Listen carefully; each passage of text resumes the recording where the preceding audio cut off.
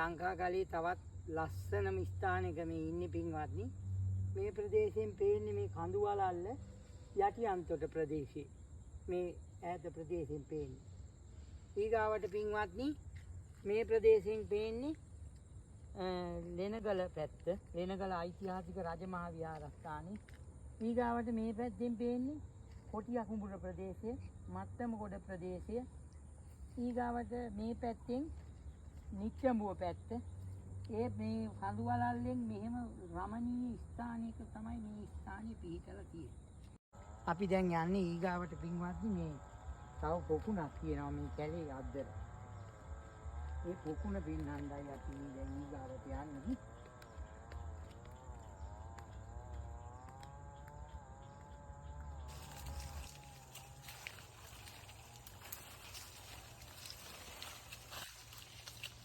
මේ අපේ තවත් ස්ථානයක්.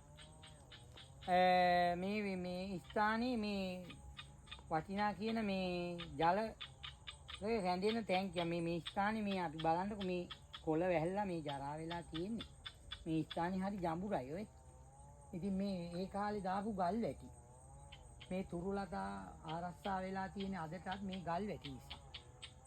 ඉතින් මේ ස්ථානය බොහොම ලස්සන ස්ථාන. මේ පොකුණේ ජලය අපි දැන් මේ නරඹන් දෙන අයට මේක අපි සුද්ධ බුද්ධ කරලා මේක ප්‍රතිසංස්කරණය කරන්න හිතන් ඉන්නේ.